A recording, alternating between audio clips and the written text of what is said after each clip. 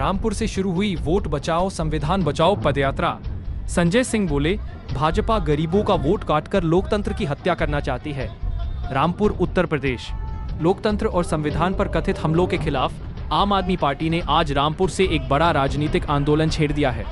प्रदेश प्रभारी और राज्यसभा सांसद संजय सिंह के नेतृत्व में रविवार को वोट बचाओ संविधान बचाओ पदयात्रा का आगाज हुआ। रामपुर की आसरा कॉलोनी पहाड़ी गेट से इस 6 दिवसीय पदयात्रा की शुरुआत करते हुए संजय सिंह ने गांधी समाधि पर पुष्पांजलि अर्पित कर लोकतंत्र और मतदाता अधिकारों की रक्षा का संकल्प लिया।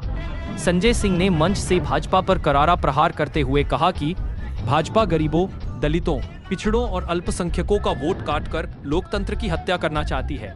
हम आखिरी दम तक हर नागरिक का वोट बचाने की लड़ाई लड़ेंगे। उन्होंने आरोप लगाया कि SIR के नाम पर मतदाता सूची से चुनिंदा नाम हटाए जा रहे हैं ताकि विपक्षी वोट बैंक को कमजोर किया जा सके।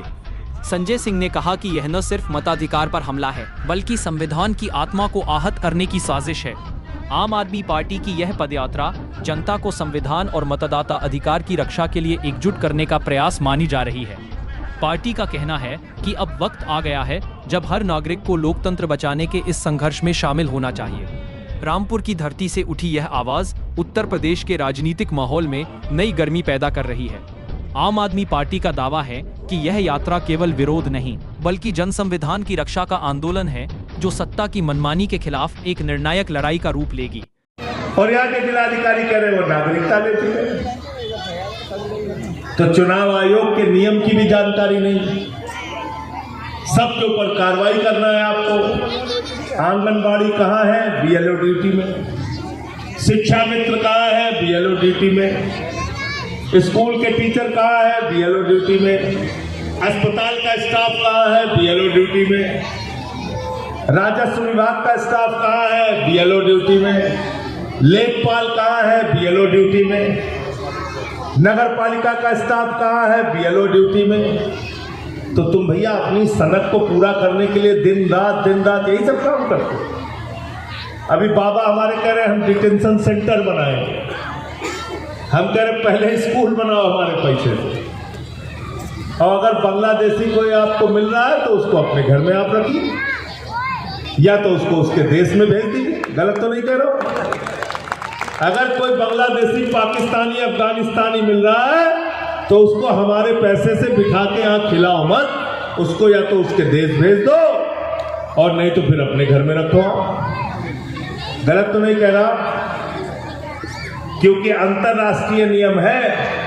कोई भी बांग्लादेशी आपको मिलेगा, पाकिस्तानी मिलेगा, आप उसको बाहर भेजिए उसके देश में वापस।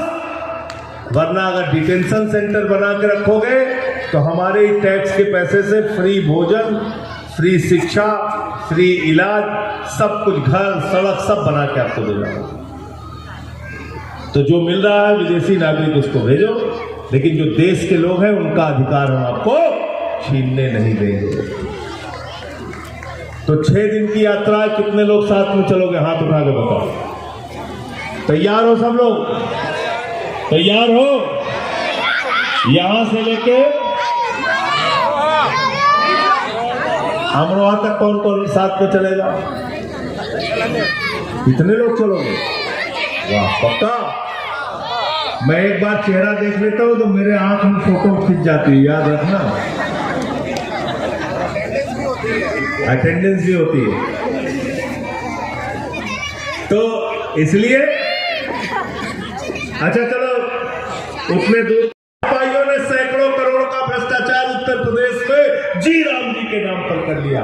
तो मैंने यही बात कही, अपने भ्रष्टाचार को छिपाने के लिए राम के नाम को बदनाम मत करो। देखो ऐ दीवानों, ऐसा काम ना करो और राम का नाम बदनाम ना करो। भाजपाइयों ने कहा राम राम जपना पराया मालक ने। उनको यही करना है, हमको इनसे लड़ना है, डरना नहीं है। बहुत सारी लाइनें आज सुनाई आपको रैयान ने, लेकिन जो एक अच्छी लाइन उनकी जो मुझे लगी कि अगली नस्लों को तबाही से बचाने के लिए हमें इसी नस्ल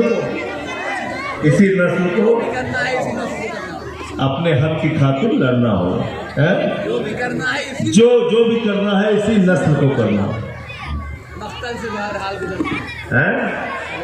ये बात बिल्कुल सही है। तो आप अपने आने वाली पीढ़ियों को बचाने के लिए काम करना चाहते हैं कि नहीं करना चाहते? करना चाहते हैं ना? करना चाहते हैं। तो अभी ये 6 दिन की पदयात्रा है, 21 तारीख से लेकर 26 तारीख तक। और इस पदयात्रा के दौरान हम रोजगार का भी सवाल उठाएंगे, किसान का भी सवाल उठाएंगे, मजदूर का भी सवाल उठाएंगे और वोट चोरी का भी सवाल उठाएंगे। इसी रामपुर में नूरजहां 80 साल की बुजुर्ग महिला बीमार थी, मैं उनके घर गया था मिलने के लिए। उनके नाम पे FIR दर्ज कर लिया। इतनी हिम्मत आपकी। और जब मैं गया तो पूरा घर एकदम से डरा हुआ था, सहमा हुआ था, मुझसे मिलने के लिए तैयार नहीं हो रहे थे। मैंने कहा अरे ऐसा क्या हो गया? बोले नहीं, बहुत घबराहट है। तो क्या हो गया? अपने बच्चों का फॉर्म भर दिया। जिलाधिकारी से पूछा आपने FIR क्यों की? बोले नूरजहां के दोनों बेटे कुवैत के नागरिक हैं और इसीलिए उन्होंने फॉर्म भर दिया। विदेशी नागरिक का हमने उनके ऊपर FIR कर दी। मैंने कुवैत वालों से पता किया, बोले हमारे यहाँ तो नागरिकता देते ही नहीं किसी को। कुवैत किसी को नागरिकता ही नहीं देता।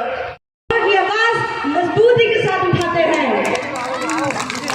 संजय में बहुत से ऐसे बच्चे हैं जो स्कूल नहीं जा पाते हैं।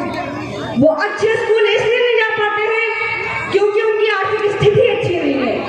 और सरकारी स्कूल इसलिए नहीं जा पाते हैं क्योंकि सरकारी स्कूल की हालत बहुत बुरी है।